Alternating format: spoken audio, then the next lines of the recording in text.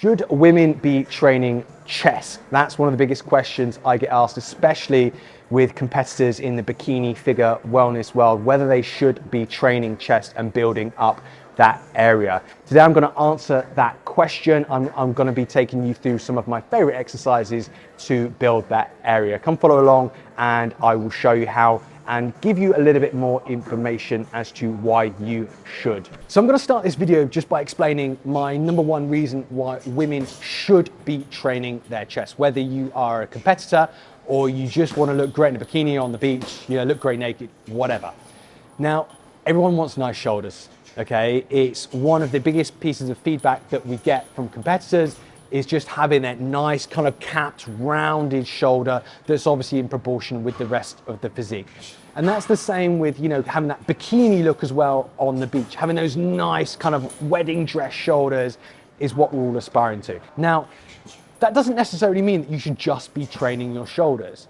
We've got to be thinking about that overall look up here. Now, when you think about your chest, think about where your chest originates and inserts, okay? And it comes right up into here, right up into your armpit. So if we think about that shoulder, all right, imagine me without my shirt on. It's cold at the moment, so I won't be taking my shirt off. So imagine my shoulder, kind of how it ties in around here as well, all right?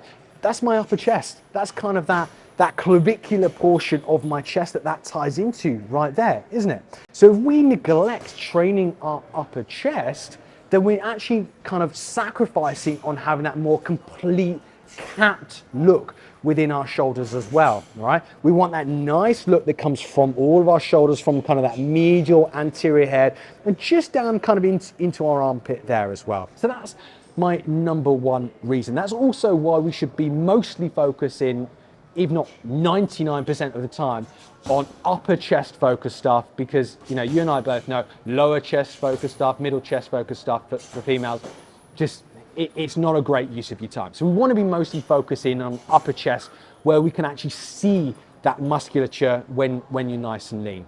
Number two reason is simply due to just that strength symmetry, all right? We love training back. But think about what's the other side of the joint, right? Muscles can only pull in one direction. So we're training back all the time, which most women train back more than they do chest. We're constantly pulling that shoulder back, which is a great thing. It's a great thing, especially for guys that train their chest more and they're looking like an ape because kind of their shoulders are rounded because they're training too much upper chest. But if you're the other way around, you're training too much back, it's actually changing the structure or the structure integrity around your shoulders. You're improving strength kind of in those muscles that are pulling back that way, but you're not improving strength in muscles that pull that way as well. So although we don't want to be doing loads of chest to pull your shoulders forwards, we want to be doing some just to maintain that strength and that structural balance around your shoulders, which will then carry over to plenty of other exercises, as well as your health and your general posture as well. So now you've listened to me speak about why you should be training your chest, let's just quickly go over some of my favorites to build your upper chest, especially with women. Exercise number one, incline bench press. I'm doing this on the Smith machine. I just think there's a lot of value in using the Smith machine. It's really, really easy to go closer to failure when you're using any style of machine.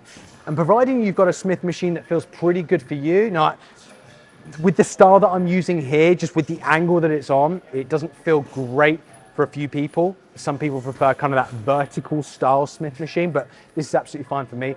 But it can feel like a far better exercise to get that kind of mind-muscle connection in that area for a lot of people than, for example, an incline barbell press, where you might feel as though you need a spotter or you're going to be going further away from actually achieving the close to failure that we want to, all right? So I've got my bench set to about a 30-degree incline. 30 degrees is great for a lot of people. We tend to get more activation in that upper portion of our chest at about 30 degrees. Again, as I always say, with muscle activation EMG studies, doesn't necessarily mean to say it's a better muscle builder, but we're targeting that area a little bit more.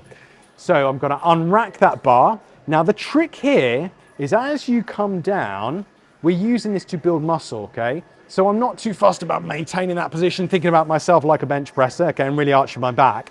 What I want to be doing at the bottom is maximizing my stretch. So I almost want to be thinking about wrapping my shoulder blades around that bench, really puffing my chest out, and then returning back to the top. So as I lower down, I'm really maximizing the stretch, wrapping my shoulder blades around the bench, and then repeat, okay?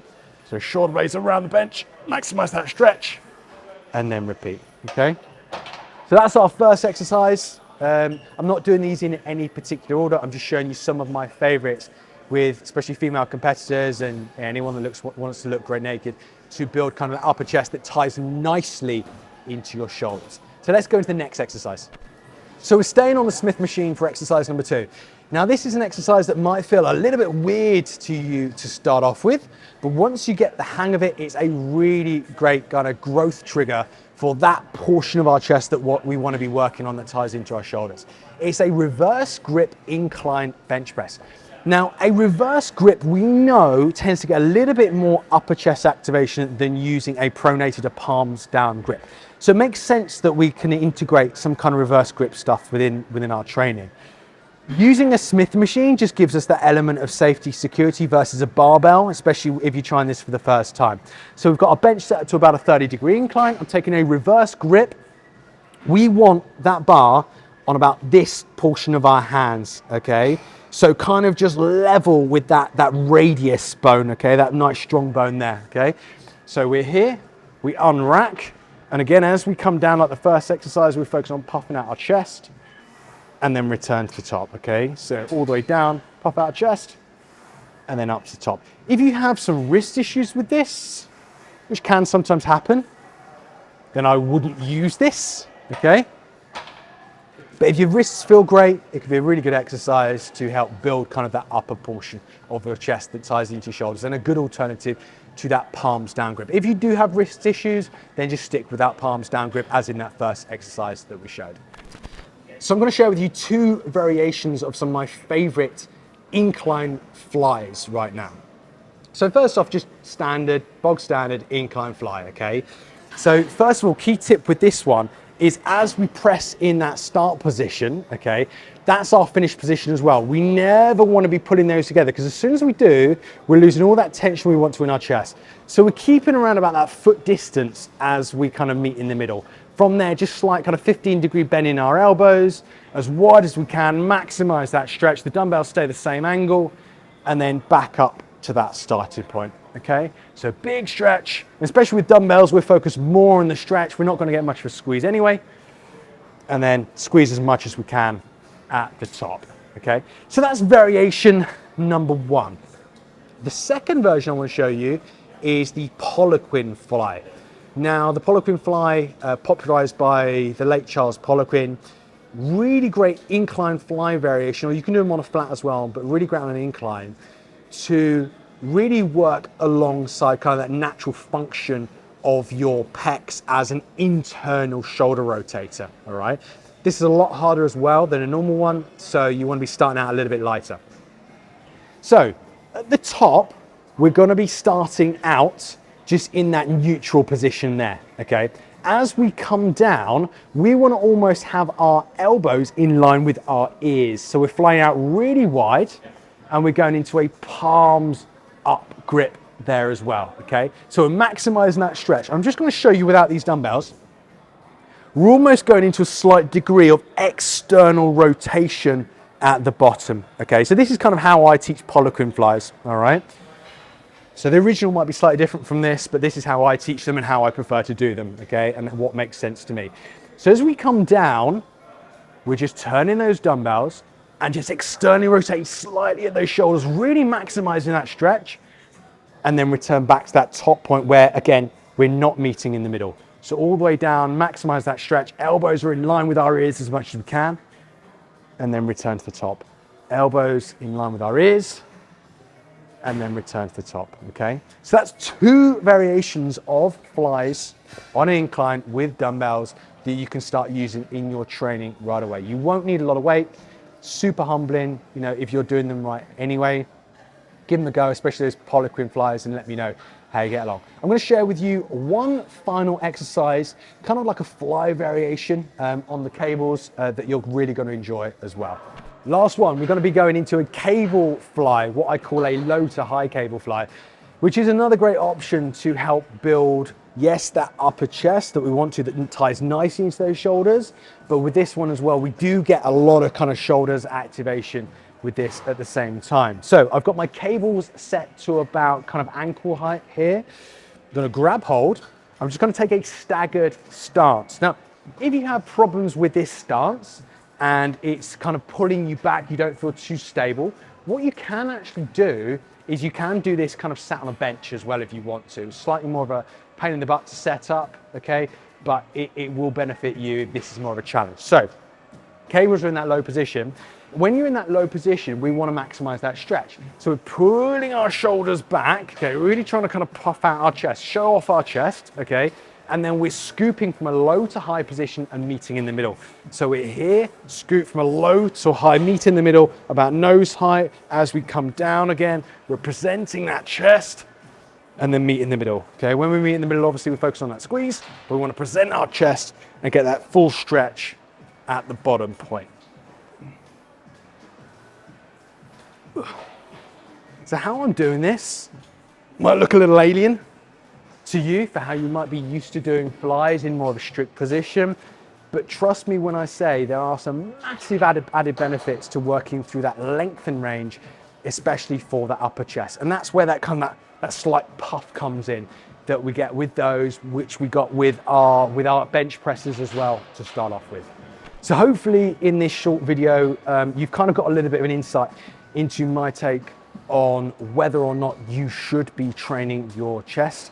If you're a female competitor, just want to look great naked, you know, want to look good on the beach, etc. So gone over some of my favorite exercises, some kind of meat and potatoes exercises that you want to be including in your workouts as well.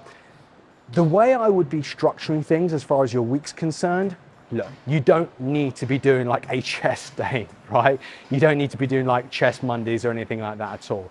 But just maybe 2 exercises throughout the entire week. If you're coming from a place where you're not doing any at all, maybe just 2 exercises, maybe just 6 working sets or something throughout the entire week will be just enough just to stimulate a little bit of growth in that area, just to allow that kind of area just to start growing and tie nicely into your shoulders and make that real change to your overall physique and kind of presentation of your upper body as well. Some exercises that you might want to try here, you know, or obviously just kind of use some that you enjoy yourself to integrate within the week.